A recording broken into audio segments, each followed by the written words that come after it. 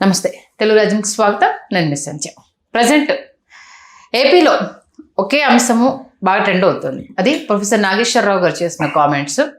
ఆ నేపథ్యంలో ఆ కామెంట్స్ సంబంధించి ఆయన సారీ చెప్పడం, ఎందుకు స్టిక్ ఆన్ అవ్వకుండా ఆయన సారీ చెప్పారు, ఏం జరిగింది తెలుసుకునే ప్రయత్నం చేద్దాం. Senior political analyst KS Prasad గారు మనతో ఉన్నారు. ఆయన మాటల్లో. ప్రసాద్ గారు నమస్తే అండి. నమస్తే అమ్మా. ఎప్పుడైనా ఏ విశ్లేషణ అయినా ప్రొఫెసర్ నాగేశ్వరరావు గారు తనదైన శైలిలో చెప్పడము, దానికి ఎంత దూరం ఎన్ని విమర్శలు వచ్చినా నిలబడి ఉండడం మనం చూసాం. ఫస్ట్ టైం ఆయన చేసిన కమెంట్స్ సంబంధించి ఆయన యూటర్న్ తీసుకోవడము, లేకపోతే సారీ చెప్పడము, ఏమంటారు దాన్ని? అసలు ఎందుకు ఆయన ఇమీడియట్గా డెసిషన్ తీసుకున్నారు? ప్రొఫెసర్ గారు, గురువు గారు, గురు సమానుడు కూడా నాకు చాలా ఇబ్బందికరంగా అనిపించి నేను ఈ వీడియో చేస్తున్నాను. అక్కడ మీకు ఒక విషయం చెప్తానమ్మా.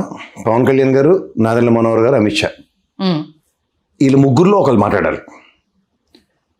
పవన్ కళ్యాణ్ ఖచ్చితంగా మాట్లాడు.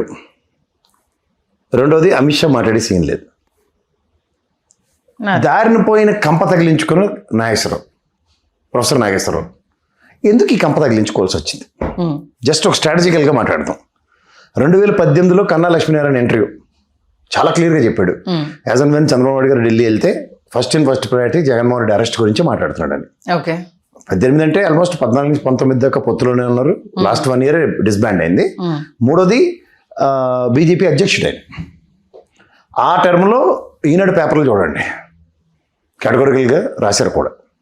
ఇది ఒక ఎత్తి అయితే నాకు ప్రొఫెసర్ నాగేశ్వరరావు గారి మీద ఎక్కడ ఒపీనియన్ మారిందంటే, ఇప్పుడు పవన్ కళ్యాణ్ చూడండి 30,000 మంది ఆడపిల్లలు మిస్ అయిపోయాడు అవును అని నాకు సెంట్రల్ ఇంటెలిజెన్స్ వాళ్ళు రిపోర్ట్ ఇచ్చారు అని చెప్పాడు.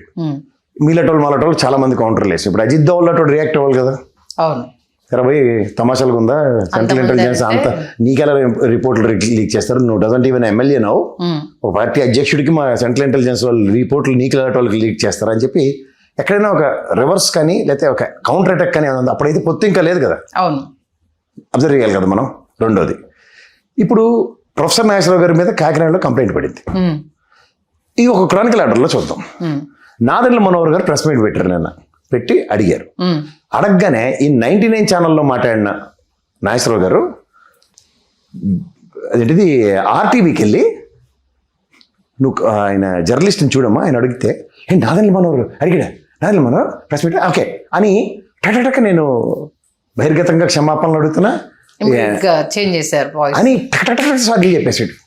అసలు నాకు ప్రొఫెసర్ నాగేశ్వరరావు గారు ఏంటి, కాళేశ్వరం ప్రాజెక్టు మీద ఆయనకు ఉన్న కేసులు కానీ వాటికి ఆయన భయం పడలే. తర్వాత తిరుమల లడ్డు విషయంలో అంత స్టాండ్ స్టిల్ ఉండడం నాకు తెలుసు. ఇలాంటి వ్యక్తి అంటే ఇది ఖచ్చితంగా ఒక కోవర్ట్ ఆపరేషన్. ఓకే, నువ్వు జాగ్రత్తగా గమనిస్తే క్రానికల్ ఆర్డర్లో ఇప్పుడు ఈ నాదెండ్ల మనోహర్ ప్రొయాక్టివ్గా ఇప్పుడు పార్టీ, నీకు ఇంకోటి చెప్తా ఇందులో, ఇంకోటి సబ్సిక్వెంట్ డెవలప్మెంట్. కేసు పెట్టారు, నాదెండ్ల మనోహర్ ప్రెస్ని అడ్రస్ చేశాడు, ఇమీడియట్గా ఆయన సారీ చెప్పాడు.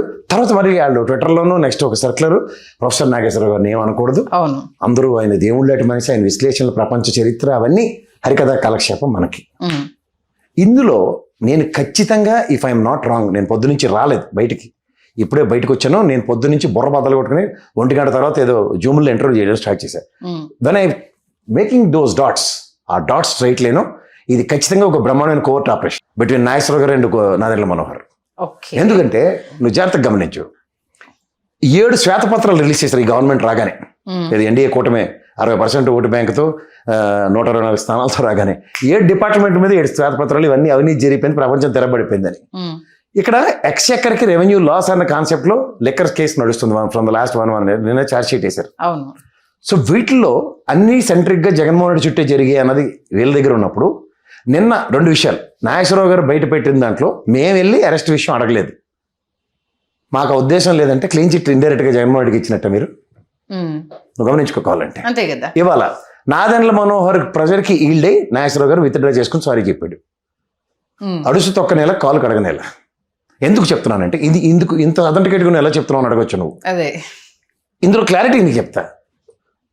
ఒక ఈక్వల్ టు పోలిట్ బ్యూరో లాగా ఒక ఏంటది వాళ్ళది ఒక ఇది ఉంది, ఏమన్నాడు ఆయన, ఒక ప్రాపర్ అథెంటికేటివ్ ఇన్ఫర్మేషన్ అక్కడి నుంచి నాకు వచ్చిన దాని మీద నేను చెప్పాను అన్నాడు. అవును కదా. అక్కడ ఆ కమిటీ లేదు జనసేనలో. సో ఖచ్చితంగా ఈయనకి ఉన్న ప్రెషర్కి, పోలీస్ స్టేషన్లో పోలీసు వాళ్ళకి తీసుకెళ్ళినా లేకపోతే కోర్టులో అయినా సరే, ఒక దీంట్లో ఎవరు మిమ్మల్ని ప్రభావితం చేశారు? ఇప్పుడు ఇదే ఒక స్టింగ్ ఆపరేషన్ చేసిన మహా టీవీ మూర్తే చెప్తా, మొన్న కూడా చెప్పాను, మళ్ళీ చెప్తున్నా. ఆయన గ్రాండ్ కాక థియేటర్లో కోడిపెట్ల పట్టుకున్నాడు. ఎందుకు పేర్లు ఎందుకు అందరికీ వెళ్తారు, భుజాలు తడుకుంటారు. బ్రహ్మాండ ఆపరేషన్ పట్టుకుంటే మేనేజ్మెంట్కి వెళ్ళి అతను డిబేట్ మధ్యలో లేచి వెళ్ళిపోయాడు. తర్వాత TV5 మూర్తి అయ్యాడు, మహామూర్తిలో TV5 మూర్తి. సో అక్కడ management hand in gloves with respect to party. ఇక్కడ మళ్ళీ అదే సిచ్యువేషన్. ఇప్పుడు అక్కడ అదేంటి కోర్ కమిటీ లేదు. కోర్ కమిటీ లేనప్పుడు ఉన్నోళ్ళు ఎవరు? 21 మంది ఎమ్మెల్యేలు. 21 మందిలో నాదెండ్ల మనోహర్ని 13 మంది తెలుగుదేశం ఎమ్మెల్యేని పవన్ కళ్యాణ్ని కలుపుకుంటే 16 మంది ఆడ్ మ్యాన్ అవుట్. ఇంకా మిగిలిన ఆరుగురు ఎమ్మెల్యేలను మాత్రం నాగేశ్వరరావు గారు అనలేదు. సో ఇక్కడ ఆడ్ మ్యాన్ ఎవరు కనబడుతున్నారు? మళ్ళీ మొదటికి వస్తాం ముగ్గురులో. ఒక నాదెండ్ల మనోహర్ గారు, ఒక పవన్ కళ్యాణ్, ఒక అమిత్ షాలో. వీళ్ళిద్దరికీ ఛాన్సే లేదు, పవన్ కళ్యాణ్ అండ్ అమిత్ షా. ఉన్నదెవరు? నాదెండ్ల మనోహర్. సో ఆబ్వియస్లీ ఇతను ఇమీడియట్గా ఇప్పుడు ఉదాహరణకి నాగేశ్వరరావు గారికి క్షమాపణ కూడా నేను జనసేన పార్టీకి పవన్ కళ్యాణ్ గారికి నాదెండ్ల మనోహర్ గారి మీటింగ్ మీద ఏం ఆడిందని విత్డ్రా చేసుకుంటానని చెప్పాలి. ఈ only intentionally immensely said Nadendla మనోహర్కి. నేను ఆ వీడియో నీకు పంపిస్తాను, క్షమాపణ ఉంది. ఆ వీడియో అది ప్లే చేయి, ప్రజలకు కూడా ఇంకా క్లారిటీగా అర్థం అవుతుంది what way Nadendla Manohar is connected. ఇప్పుడు ఆయన ఇండివిజువల్ గా నాదెండ్ల మనోహర్ని బ్లేమ్ చేస్తూ ఉంటే పరువు నష్టం రాసుకోవాలి, అంతే కదా. లేదా జనసేన ఈ పని చేయలేదన్నది జనసేన పార్టీ నెత్తి మీద వేసుకోవాలి. ఎందుకంటే ఆయన PSC చైర్మన్, పవన్ కళ్యాణ్ గారు పార్టీ అధ్యక్షులు. అంటే ఇప్పుడు లీక్ దేనికి ఇచ్చినట్టు, ఇప్పుడు దేనికి విత్డ్రా చేసుకున్నట్టు? సింపుల్. ఇంకోటి చెప్తాం, అందులో ఇంకొక సెంటెన్స్ ఉంది. ఏంటి? లాంగ్ టర్మ్ ఫ్రెండ్షిప్ వీళ్ళతోను, షార్ట్ టర్మ్ ఫ్రెండ్షిప్ వీళ్ళతో. దాన్ని కూడా జస్టిఫై చేద్దాం. పార్టీ 2014లో అపోజిషన్ ఉన్న దగ్గర నుంచి, నెక్స్ట్ రూలింగ్ వచ్చిన దగ్గర నుంచి, మళ్ళీ ఇప్పుడు 2026 దగ్గర బీజేపీ పార్టీ పెట్టిన ప్రతి బిల్లుకి వైఎస్ఆర్సీపీ సపోర్ట్ చేస్తూనే ఉంది. ఇందులో కొత్త రాకెట్ సైన్స్ ఏముంది? అందులో వాళ్ళు ముక్కుతూ మూలుగుతున్న ఈ గవర్నమెంట్ లో చంద్రబాబు నాయుడు గారు ఎంత క్రిటికల్, రాజ్యసభలో నిన్నటిదాకా వైఎస్ఆర్సీపీ కూడా అంత క్రిటికల్ గా రోల్ ప్లే చేసి ఇచ్చింది. అవునా కదా?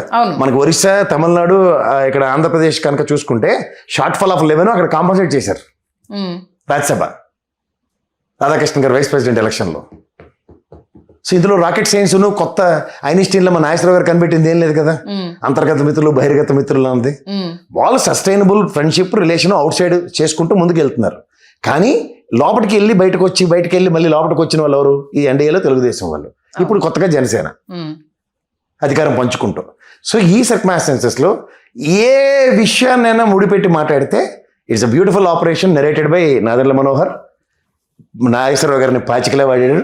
అది బూమెరాంగ్ అయ్యి నాదెండ్ల మనోహర్ పేరు certain things has to come from horse mouth అన్నట్టు లటక్కని ఈ క్రూషియల్ సిచ్యువేషన్స్ లో నాగేశ్వరరావు గారు నిజమే చెప్తాడు. ఎప్పుడును టక్కన నాదెండ్ల మనోహర్ పేరు పెడితే అని బ్రహ్మాండమైన అండర్ కవర్ ఆపరేషన్ చేశారు.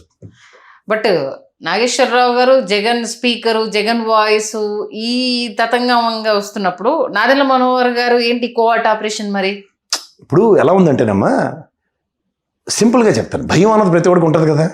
అందులో పొలిటికల్ సినారియోలో ఇప్పుడున్న సర్కమ్స్టాన్సెస్లో రేపు జగన్మోహన్ రెడ్డి గవర్నమెంట్ వస్తే హైపోథెటికల్గా వీళ్ళందరికీ సినిమా ఎలా ఉంటుంది? వేరే రకంగా ఉంటుంది.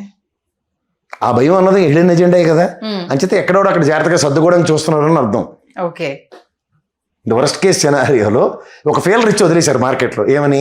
Jaganmohan Reddy is a tall man in front of everybody. Even రేపు బీజేపీ అన్న దగ్గర కూడా జగన్మోహన్ రెడ్డికే సర్కమ్స్టాన్సెస్, సిచ్యువేషన్స్ ఎక్కువ అట్రిబ్యూట్ అవుతాయి. ఇవన్నీ మనకి లేవు అన్నది ఒక ఫెయిలర్ ఇచ్చడం లేదా ఆయన మార్కెట్లో. అంతే కదా. అంటే వాళ్ళ మేము అన్నప్పుడు అయ్యండి జగన్కే ఉంటుంది అన్నది ఇక్కడ. అంటే 3 ఏళ్ల ముందు మర్మం తెలిసి ఒక స్ట్రాటజికల్ గా వాళ్ళు ఎవరైనా చెప్తే దొరికిపోతారు కాబట్టి మళ్ళీ నాగేశ్వరరావుని యూజ్ చేశారు. ఆయన యూజ్ చేస్తే ఏంటి అడ్వాంటేజ్? సాక్షికి వెళ్తాడు, సాక్షి, పేటీఎం, పులిహోర ఇవన్నీ మాట్లాడేస్తున్నారు. ఈ దరిద్రానికి తోడు సాక్షి వాళ్ళు ఈయన మించిపోయిన వాళ్ళు. రోడ్డు మీద తగిలిన ప్రతి కంపెనీ కాళ్ళకి తగిలించుకోవడం వాళ్ళు మించిన వాళ్ళు లేరు. ఓ దిక్కుమల ఆర్టికల్ ఒకటి మార్నింగ్ నుంచి అదే డిస్కషన్ కదా కంప్లీట్ గా. సో అదేమవుతుంది, నీకు ప్రాబ్లం అలా అదే సినిమాలో ఉంటుంది, వాడికి నెత్తి మీద ఉంటుంది అలిగడిదే, ఎట్టి పరిస్థితుల్లో చూడు ఆ బంగారం మూట తీయడంటారు చూడు, అదేగే ఉంటుంది. వాళ్ళు దేవుడు చేసిన మనుషులు కళ్ళ ముందు ఉంటే అరే గుడ్డోడు వచ్చి రాగానే కళ్ళు లేకుండా నడుస్తున్నాడు, మనం నడిస్తే ఎలా ఉంటుంది అనగానే లక్ష్మీదేవి మూటేస్తుంది. ఆ మూటేసే టైంలో ఇప్పుడు కళ్ళు మూసుకున్నాడు, అమ్మో ఇది మన వల్ల కాదు అనేసి అని. ఇప్పుడు 2 జరిగాయి. ఒకటి, సాక్షి దరిద్రాన్ని ఎత్తుకెత్తుకోకపోయి ఉంటే కోడిపెట్ల నాదెండ్ల మనోహర్ దొరికింది. ఎప్పుడైతే సాక్షి ఎత్తుకున్నాడో టాపిక్ అంతా ఇటుపక్క డైరెక్ట్ అయిపోయింది, భజన ఇది స్టార్ట్ అయిపోయింది. వాళ్ళకి దొరికింది అడ్వాంటేజ్. మళ్ళీ మనోడు సేఫ్. నువ్వు జాగ్రత్తగా గమనిస్తే నువ్వు ఈ డాట్స్లో వై దిస్ హ్యాస్ కమ్ అందులో ఈయన ఎంత ప్రొయాక్టివ్గా నాదెండ్ల మనోహర్ ప్రెస్ మీట్ ఇచ్చినా React. అని టక్క నేను చెప్పడం ఎందుకు ఈ would done it in 99 channel అక్కడేమో చేయాలి కదా. ఇప్పుడు దానికి కృష్ణరాజు గారితో ముడి పెడదాం, వెనక్కి వెళ్దాం. అమరావతి విషయంలో ఆయన ఏదో మాట్లాడాడు, అక్కడ ఆ ఛానల్లో డిస్క్లైమర్ ఇచ్చారు, ఆ ఛానల్లో ఆయన అనౌన్స్మెంట్ ఇచ్చాడు, పైపచ్చి ఆయన ఒక పర్సనల్ వీడియో రిలీజ్ చేశాడు. ఇన్ని జరిగినా ఆయన పోలీసులు తెప్పలో చెప్పలే. వీళ్ళేటి తగిలిన తమాష చూసినట్టు కేసెట్టి మళ్ళీ వెంటనే వెనరాసి మలం రాసి మా మిషన్ కంప్లీట్ అయిపోయింది, సాక్షి దగ్గరికి వెళ్ళిపోయిందని ఒక చేతులు కొట్టేసుకున్నారు. ఓకే, నువ్వు గమనించవా? ఇది ఎలా కనబడుతుందంటే పైకి ఇలా మేగడ కట్టనట్టు లోపల వార్త ఒకటి జరుగుతుంది ఒకటి. అది కూడా ఏంటి, నిన్న మొన్న నాదెండ్ల మనోహర్ పవన్ కళ్యాణ్ ఇద్దరు ఆయన ఢిల్లీ వెళ్తే అది రాశారు, ఈయన చెప్పాడంటే ఒకటి ఉంది, ఎప్పుడూ జరిగింది ఇది. యాక్చువల్ అదే అంటే అసలు ఇమీడియట్గా ఈయన సారీ చెప్పడం ఏంటి, సోషల్ మీడియా కంప్లీట్గా ఇవాళ ఫేస్బుక్ ఇవన్నీ వీటి మీదే డిస్కషన్. ఆయన ఏ విషయానికి వెనక్కి తగ్గిన వ్యక్తి, అసలు ఈ విషయానికి సారీ చెప్పడం ఏంటి, అసలు సారీ చెప్పడం వెనక అసలు విషయం ఏంటి, ఏం నాగేశ్వరరావు గారు అన్న యూటర్న్ తీసుకుంటున్నారా, లేకపోతే నాగేశ్వరరావు గారు త్రూ కోవట్ ఇవాళ మళ్ళీ 99లో కూర్చుని ప్రవచనాలు సారీ చెప్పాం కదా. మనం ఓన్లీ ఫోకస్డ్గా పాలసీ మ్యాటర్స్ మాట్లాడాలి, దేశ విదేశాలు చర్చలు చేయాలి, మాకు తెలియదు అవన్నీ. మామూలుగా అంటే ఇన్నర్ సోర్స్ మిస్ అవుతుంది అనేసి అని రేపు ఏదైనా చెప్పాలంటే ఆ క్రెడిబిలిటీ ఉండాలిగా, ఇన్నర్ సోర్స్ మిస్ అవుతుంది కాబట్టి యూటర్న్ తీసుకున్నారనేది ఇంకొక వాదం. అది ఏదైనా అవుని సక్సెస్ఫుల్ మిషన్, సక్సెస్ఫుల్గా అది మళ్ళీ డిష్ యాంటీనా ఇటు పక్క తిప్పి సాక్షి కొట్టగలిగారు ఒకటి. రెండోది ఈ సాక్షి కొట్టే ప్రాసెస్లో ఎవడైతే ఆ ఫేర్ ఇచ్చాడో ఆయన బ్రహ్మాండంగా కాపాడుకోగలిగారు. ఇది గ్రహించగలిగితే చాలు ప్రజలు, నాకు ఎంతకన్నా నేను ఎక్స్పెక్ట్ చేయట్లేదు. గ్రహించగలుగుతారంటారా? That's a problem. ఎందుకంటే మీకు ఒకటి చెప్తా, నేను ఇది ఇంత డెలిబరేషన్ నేను ఎందుకు ఇస్తున్నావు అంటే, నేను రేపు పొద్దున రివర్స్ అయ్యానంటే నేను సారీ చెప్పేస్తాను. ఆ విత్డ్రాయింగ్ ఎందుకంటే ఆయనకైతే ఒక కన్సిడరేషన్, మాకైతే ఒక కన్సిడరేషన్, ప్రజలకు కూడా ఇంకా అర్థం అవుతుంది. కేసులు పెట్టినప్పుడు అందరికి ఒకేలా ఉండాలి కదా. అలాగే కృష్ణరాజు గారికి ఒకలా జరిగింది, ఈయనకేమో అన్ని తగిలించి మొత్తం ఛానల్ అందరికి తమాషా చూపించి ఇప్పుడు అసలు అమ్మమ్మ అని సత్సంగ ప్రవచనాలు చెప్తుంటే వాట్ ఈస్ దిస్? నిజమే, ఒక సర్కమ్స్టాన్సెస్ నిజంగా నీకు ఆట్రిబ్యూట్ అయి ఉన్నప్పుడు ఒక జర్నలిస్ట్గా, ఒక ప్రొఫెసర్గా, ఒక అనలిస్ట్గా ఆయనకున్న అపార అనుభవం ముందు ఖచ్చితంగా డంకా పలస్గా చెప్పొచ్చు. పైపచ్చు ఈ సిచ్యువేషన్స్ గోద్రాల దగ్గర నుంచి నాకే తెలిసిన, నాకైనా సీనియర్ మోస్ట్ ఆయన మా ప్రొఫెసర్ గారు సింక్ చేసి చెప్పొచ్చు కదా. యూటర్న్ తీసుకోవాల్సిన అవసరం అయితే లేదు. అందరినీ ఆశ్చర్యపరుస్తున్నది అదే, ఏంటి ఇంతకు మించి చూశారు, ఇంతకు మించి మాట్లాడారు, ఈచ్ అండ్ ఎవ్రీథింగ్ ఆయన ప్రూఫ్స్తో సహా దాని సీక్వెన్సెస్ ఏంటి, ఎక్కడి నుంచి మీరు అన్న డాట్స్ కనెక్ట్ చేస్తూ కూడా అనేక ఎక్స్ప్లెనేషన్స్ ఇచ్చారు ఆయన. బట్ ఈ విషయానికి ఎందుకు ఇమీడియట్గా ఓన్లీ 1 డేకే ఈయన యూటర్న్ తీసుకోవడం ఏంటనే ఎవరికి అర్థం కాని విషయం అది. అంటే ఏదో జరుగుతుంది అనేది ఆ సినారియో అనేది చూసే ఈవెన్ కామన్ మ్యాన్ కూడా అది అర్థమవుతుంది. ఇండైరెక్ట్ గా జగన్మోహన్ రెడ్డి క్లీన్ చిట్ ఇచ్చే కార్యక్రమానికి తెరలేపారా? అది అంటే ఆబ్వియస్గా అయితే అదొక వైపు ప్లస్ పాయింట్ అయినా ఇంకేదో జరుగుతుంది మర్మం తెలియట్లేదు అనేది ఇంకొక వాదన సార్. అది ఏదో జరుగుతుంది, ముందేదో లవ్ చేసేసి ఒక ప్రమాద హెచ్చరికని ఈ విధంగా ఇచ్చారా అన్నది ఒకటి మర్మం ఉంది. అదే తెలియకుండానే గేమ్ వాళ్ళు స్టార్ట్ చేసినా ఇరుక్కునే వాళ్ళు ఇరుక్కోబోతున్నారా అన్న ఒక డిస్కషన్ అయితే నడుస్తూ ఉంది.